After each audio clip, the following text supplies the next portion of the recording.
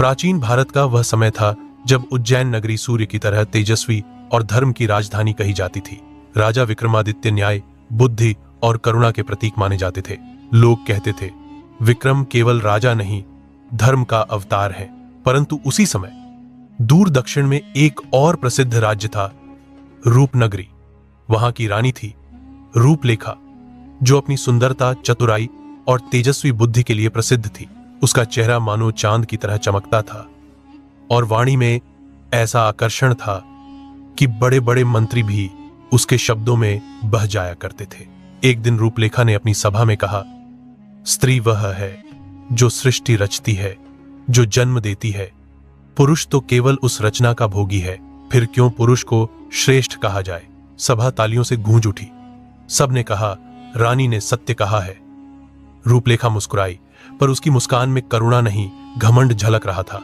वह मान चुकी थी कि स्त्री ही सबसे महान है, पुरुष केवल नाम मात्र का शासक है। और जब किसी के मन में यह विश्वास सत्य बन जाए तो वहीं से अहंकार का बीज पनपता है। जैन की राज्यसभा में उसी दिन दक्षिण से एक संदेश आया। रूपलेखा ने पुरुषों की बुद्धि को चुनौती दी है। उसने कहा है कि यदि कोई पुरुष स्त्री से श्रेष्ठ ज्ञान दिखा दे तो वह उसे गुरु मानेगी। सभा में सन्नाटा छा गया। एक मंत्री बोला, महाराज, यह अपमान है पुरुष जाति का। दूसरा बोला, यदि कोई इसका उत्तर न देगा तो यह दंभ सारा देश निगल जाएगा। राजा विक्रमादित्य शांत बैठे रहे। उन्होंने नेत्र बंद किए और बोले, जब कोई व्यक्ति अपने अहंकार में सत्य को भूल जाता है तो उसे तर्क नहीं, अनुभव की आवश्यकता होती है। सभा झुक गई, क्योंकि जब विक्रम बोलते थे तो धर्म बोलता था। रानी रूपलेखा का दरबार। रूपलेखा के महल में उस दिन उत्सव था। वह अपने विदुषी साथिनों के साथ सभा में बैठी थी। चारों ओर सोने के स्तंभ, चंदन की सुगंध और स्त्रियों का समूह जो पुरुषों के विरुद्ध तर्क कर रहा था। एक विदुषी बोली, पुरुष युद्ध में मरता है और स्त्री जन्म देकर अमर बनाती है, फिर कौन महान हुआ? रूपलेखा ने हंसकर कहा, पुरुष की शक्ति बाहु में है, स्त्री की आत्मा में, और आत्मा ही सर्वोच्च है। सभा ने समर्थन किया। तभी एक वृद्ध ब्राह्मण साधु के वेश में वहां पहुंचा। वह शांत स्वर में बोला, रानी, क्या मैं एक प्रश्न पूछ सकता हूं? रूपलेखा ने घूर कर देखा। कौन हो तुम? वह बोला, एक साधु जो सत्य की खोज में है। रूपलेखा ने मुस्कुराकर कहा, तो पूछो साधु, सत्य तुमसे दूर नहीं। साधु, जो वास्तव में विक्रमादित्य थे, छद्म वेश में बोले, आप कहती हैं स्त्री महान है क्योंकि वह सृजन करती है, तो क्या एक माता अपने बच्चे का सृजन करती है या उस सृष्टि की शक्ति जो उसमें है? रानी ठिठकी। वह बोली, वह शक्ति स्त्री में है, अतः वह महान है। साधु मुस्कुराया, तो फिर वह शक्ति कहां से आती है? यदि स्त्री स्वयं उसे जन्म देती तो वह कभी वृद्ध न होती, कभी दुखी न होती। शक्ति का मूल तो आत्मा में है, और आत्मा न स्त्री होती है न पुरुष। रूपलेखा ने पहली बार किसी से ऐसा उत्तर सुना था जो उसकी तर्क शक्ति को रोक दे। वह बोली, तुम तर्क अच्छे करते हो साधु, पर मैं हार नहीं मानती। यदि तुम में इतना ज्ञान है तो कल मेरे दरबार में आना, वहां स्त्री की विदुषियां तुम्हें परखेंगी। साधु ने झुककर कहा, जहां घमंड होगा वहां मैं अवश्य आऊंगा। वह चला गया। रूपलेखा के मन में हलचल मच गई। कौन था वह साधु? उसके शब्दों में इतनी स्थिरता क्यों थी? पर मन में अहंकार था, इसलिए उसने सोचा, कल उसे सबके सामने अपमानित कर दूंगी। रात गहरी थी। रूपलेखा अपने महल की बालकनी में अकेली खड़ी थी। आसमान में चांद था, पर उसके भीतर तूफान था। उसे अपने शब्द याद आए, पुरुष केवल नाम का राजा है। पर फिर साधु की आवाज उसके मन में गूंजने लगी, आत्मा न स्त्री होती है न पुरुष। उसने सिर झटक दिया, नहीं, मैं गलत नहीं हूं, मैं स्त्री हूं, सृजन की देवी। पर भीतर से एक धीमी आवाज बोली, और देवी को भी तो विनम्र होना चाहिए। वह चुप हो गई, आंखें मूंदी और सोचने लगी, क्या सच में मैं अहंकारी बन गई हूं? लेकिन सुबह होते ही फिर से गर्व जागा, नहीं, मैं रानी हूं, कल उस साधु को दिखा दूंगी कि स्त्री क्या होती है।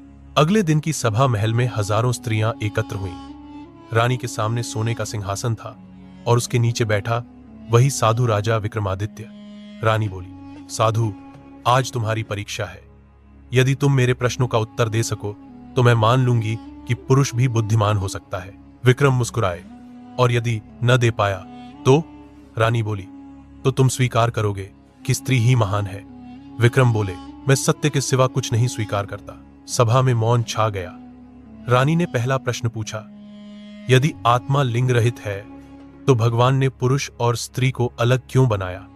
विक्रम बोले, क्योंकि सृष्टि को संतुलन चाहिए, संघर्ष नहीं।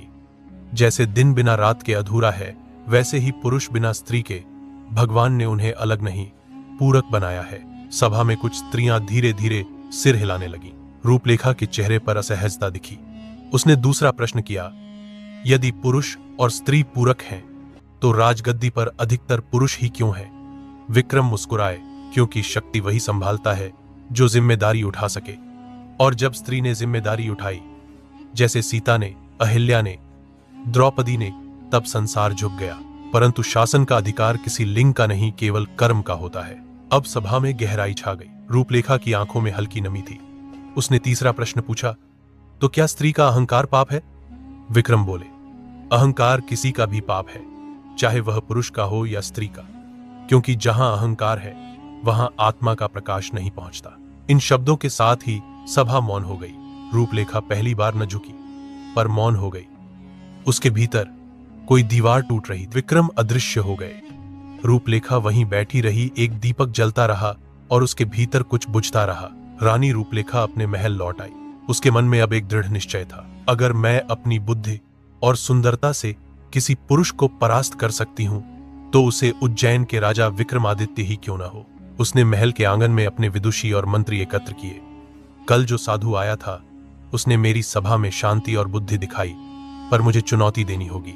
मुझे दिखाना है कि स्त्री केवल सुंदरता और ज्ञान की शक्ति से ही महान हो सकती है। रूपलेखा ने घोषणा की, मैं एक स्त्री दरबार स्थापित करूंगी जहां केवल स्त्रियां ही प्रवेश करेंगी। यहां पुरुषों का प्रवेश वर्जित होगा। जो पुरुष इस दरबार में अपनी बुद्धि और साहस दिखाएगा वही मेरी परीक्षा पास करेगा। विदुषियों ने तालियां बजाईं। रानी ने निर्णय लिया, उज्जैन का राजा विक्रमादित्य, यदि उसे यह परीक्षा स्वीकार करनी है तो उसे अकेले आना होगा, वहां कोई मदद नहीं मिलेगी। विक्रम की तैयारी। उज्जैन में विक्रमादित्य को संदेश मिला।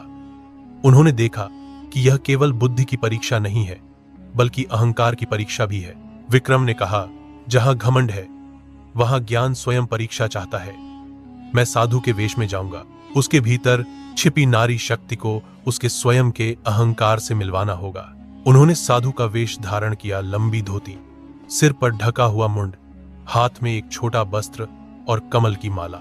गांव गांव से लोग उन्हें देखते रहे और सोचते, कौन यह साधु है जो इस घमंडिल रानी की सभा में जाएगा। रूपलेखा का मायाजाल। रानी ने सभा की व्यवस्था इस प्रकार की कि हर स्त्री सज्जन और विदुषी हो, पुरुष कोई भी प्रश्न न पूछ सके। मंच पर स्वयं रानी बैठे और प्रश्न करे। सभी स्त्रियों को निर्देश मिला, यदि कोई पुरुष हमारे दरबार में आता है उसे भ्रमित करो, उसकी बुद्धि को परखो और उसका घमंड तोड़ दो। साधु विक्रम मंच के समीप पहुंचे। रानी ने पूछा, तुम कौन हो और यहां कैसे आए? साधु ने मुस्कुराकर कहा, जो सत्य जानना चाहता है वह किसी भी द्वार से प्रवेश कर सकता है। रानी झुकी नहीं। तो दिखाओ अपनी बुद्धि। यदि तुम्हें सफलता नहीं मिलती तो स्वीकार करना होगा कि स्त्री ही पुरुष से श्रेष्ठ है। सभा में एक हलचल हुई। विदुषियों ने चुपचाप साधु को देखा। पहली परीक्षा, ममता की परीक्षा। रानी ने पहला प्रश्न रखा, एक बालक के सामने दो मार्ग हों, एक मार्ग सुख और लालच देगा, दूसरा कठिन परंतु सही राह दिखाएगा। बताओ कौन सही मार्ग अपनाएगा? साधु ने उत्तर दिया, बालक वही मार्ग अपनाएगा जो उसकी आत्मा को सशक्त बनाए। मार्ग की कठिनाई उसकी बुद्धि और धैर्य की परीक्षा है। माता और पिता दोनों मार्गदर्शक हैं, पर अंत निर्णय उसकी आत्मा करेगी। रानी थोड़ी चकित हुई। विदुषियों ने फुसफुसाया, साधु ने सही कहा, पर उसका स्वर शांत और निश्चित है। दूसरी परीक्षा। रानी की राज्यसभा में रानी ने कहा, यदि राज्य संकट में हो और लोग डरें, पुरुष कैसे निर्णय लेगा? साधु ने मुस्कुराया, धैर्य केवल बाहु में नहीं, बुद्धि में होता है। यदि पुरुष और स्त्री दोनों अपने धर्म और न्याय में स्थिर रहें तो संकट स्वयं कम हो जाता है। रानी ने महसूस किया कि साधु का उत्तर केवल तर्क नहीं, अनुभव और ज्ञान से भरा है। तीसरी परीक्षा, त्याग की परीक्षा। रानी ने आखिरी प्रश्न रखा, यदि तुम्हें अपना स्वार्थ त्याग कर दूसरों की भलाई करनी हो तो क्या करोगे? साधु बोले, त्याग वह है जो अहंकार पर विजय पाकर आता है। यदि मैं स्वयं को भूलकर दूसरों का कल्याण करूं तो वही सच्चा विजेता है। सभा में सभी स्त्रियां चुप रह गईं। रानी रूपलेखा के मन में हल्की हिचकिचाहट हुई। उसने सोचा, क्या मैं भी अपने घमंड को त्याग सकती हूं? रात में रानी अकेले महल की बालकनी में खड़ी थी। साधु ने कहा, घमंड आत्मा का अंधकार है रानी रूपलेखा। जब अहंकार मिट जाएगा तभी सत्य का प्रकाश दिखेगा। रानी ने अपने भीतर झांका। उसके चेहरे पर नमी और आश्चर्य का मिश्रण था। अभी उसने हार नहीं मानी, पर भीतर का घमंड धीरे धीरे टूट रहा था। साधु फिर अदृश्य हो गए। रूपलेखा ने धीरे से कहा, कल फिर आना। मैं अब जानना चाहती हूं कि अहंकार का अंत कैसे होता है। रात बीत गई। महल के आकाश में पूर्णिमा का चांद था। रानी रूपलेखा अपने कमरे में अकेली बैठी थी। महल का वैभव, सोने चांदी की दीवारें, रत्न जड़ित दीप, सब कुछ था, पर मन में शांति नहीं थी। उसके हृदय में साधु के शब्द गूंज रहे थे, घमंड आत्मा का अंधकार है। रूपलेखा सोचने लगी, क्या सचमुच मैं अहंकारी हो गई हूं? क्या मैं केवल इसीलिए दूसरों से महान समझती हूं क्योंकि मैं रानी हूं, सुंदर हूं, विदुषी हूं? उसी समय राजमहल के द्वार पर आवाज आई। महल का द्वारपाल बोला, महारानी, वही साधु फिर आए हैं। रानी ने तुरंत कहा, उन्हें भीतर बुलाओ। आज मैं जानना चाहती हूं कि आत्मा की महानता आखिर है क्या। साधु राजा विक्रमादित्य भीतर आए। उनके चेहरे पर वही शांति, वही तेज। रानी ने नम्र होकर आसन दिया। अब उसके स्वर में पहले जैसा गर्व नहीं था। रूपलेखा बोली, हे साधु, कल तुम्हारे शब्दों ने मुझे विचलित किया। तुमने कहा था कि घमंड अंधकार है, पर मैं तो अपनी योग्यता और सौंदर्य पर गर्व करती हूं। क्या यह भी घमंड है? साधु ने मुस्कुराते हुए कहा, रानी, गर्व और घमंड में सूक्ष्म अंतर है। गर्व वह दीपक है जो प्रकाश देता है, और घमंड वह ज्वाला है जो सब कुछ जला देती है। जब तुम्हारा गर्व दूसरों को छोटा दिखाने लगे, तब वह घमंड बन जाता है। रानी चुप रह गई। उसने पहली बार अपने भीतर की आवाज सुनी। साधु बोले, रानी, मैं तुम्हें एक आखिरी प्रश्न पूछता हूं। यदि तुम्हारे राज्य में एक साधारण स्त्री या दासी तुम्हारे समान ज्ञान दिखाए, तो क्या तुम उसे अपने समान मानोगी? रूपलेखा ने पहले कहा, राज्य की मर्यादा, फिर चुप हो गई। कुछ क्षण बाद बोली, हां, यदि वह सचमुच ज्ञानी है तो मैं उसे सम्मान दूंगी। साधु मुस्कुराए। यही तुम्हारा पहला कदम है आत्मा की ओर। प्रकट हुआ सत्य उसी समय। साधु के शरीर से एक तेज प्रकाश निकला। रूपलेखा ने आंखें ढक ली। जब उसने पुनः देखा तो वहां साधु नहीं, राजा विक्रमादित्य खड़े थे। विक्रम बोले, रानी रूपलेखा, मैं साधु नहीं, उज्जैन का राजा विक्रमादित्य हूं। मैंने यह वेश इसीलिए धारण किया ताकि तुम्हें दिखा सकूं कि महानता वस्त्रों, लिंग या पद में नहीं, आत्मा की शुद्धता में है। रूपलेखा विस्मित हो गई। वह सिंहासन से उठी और झुककर बोली, महाराज, आपने मेरी आंखें खोल दी। मैंने सोचा था मैं सबसे श्रेष्ठ हूं, पर आज समझी श्रेष्ठ वह है जो अपने भीतर के अहंकार को जीत ले। विक्रम बोले, रूपलेखा, तुम केवल रानी नहीं, अब ज्ञानी भी बन गई हो। जब स्त्री विनम्र होती है तो संसार उसका आदर करता है, और जब पुरुष नम्र होता है तो धरती उसे याद रखती है। इसीलिए दोनों की महानता आत्मा में है, देह में नहीं। रानी का परिवर्तन। अगले दिन रूपलेखा ने अपने दरबार का आदेश बदला। अब दरबार में केवल स्त्रियां ही नहीं, पुरुष भी आमंत्रित होने लगे। वहां अब कोई लिंग का विभाजन नहीं, केवल ज्ञान का सम्मान था। उसने अपने महल के द्वार पर लिखवाया, यहां केवल वही प्रवेश करे जो अहंकार से मुक्त हो। महल का नाम पड़ा आत्मदीप महल। रूपलेखा ने विक्रमादित्य से कहा, महाराज, मैं चाहती हूं यह शिक्षा पूरे राज्य में फैले कि स्त्री या पुरुष नहीं, केवल आत्मा महान है। विक्रम बोले, यही सत्य है रानी। जब आत्मा जागती है तो भेद मिट जाते हैं। जो अपने भीतर के घमंड को तोड़ दे, वही सच्चा विजेता है। रूपलेखा मुस्कुराई, महाराज, आपने मुझे वो दिखाया जो मैं कभी देख नहीं पाई थी। मेरे पास सब कुछ था, धन, शक्ति, सुंदरता, पर विनम्रता नहीं थी। अब जब वह मिल गई तो सारा राज्य ही नया लग रहा है।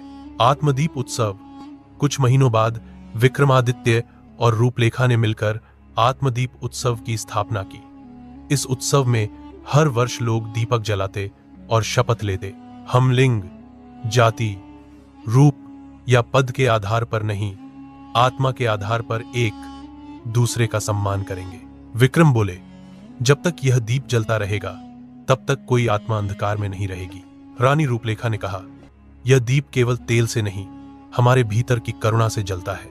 अंतिम संदेश। कुछ वर्षों बाद जब विक्रमादित्य और रूपलेखा दोनों वृद्ध हुए तो उन्होंने आत्मदीप महल के सामने एक शिला पर शिलालेख लिखवाया। महान वह नहीं जो दूसरों को छोटा दिखाए, महान वह है जो सब में आत्मा का प्रकाश देखे। उस शिला पर हर वर्ष दीप जलाए जाते और कहते हैं जब भी कोई व्यक्ति अपने अहंकार में खो जाता है वह महल में जाकर उस शिलालेख को पढ़ता है और उसके भीतर कुछ बदल जाता है। रूपलेखा और विक्रमादित्य की यह कथा सिर्फ राजा और रानी की नहीं बल्कि हर उस आत्मा की है जो कभी न कभी अपने गर्व में खो जाती है। जब कोई अपने भीतर झांकता है तो उसे अहंकार का अंत और आत्मा का आरंभ मिलता है। महानता लिंग में नहीं, आत्मा में होती है। दोस्तों, अगर आपको राजा विक्रमादित्य और रानी रूपलेखा की यह प्रेरणादायक कथा पसंद आई हो तो वीडियो को लाइक करें, अपने विचार कमेंट में जरूर लिखें और ऐसी ही और अद्भुत कथाएं देखने के लिए चैनल को सब्सक्राइब करके बेल आइकन जरूर दबाएं ताकि जब अगली कहानी आए सबसे पहले आपको ही मिले।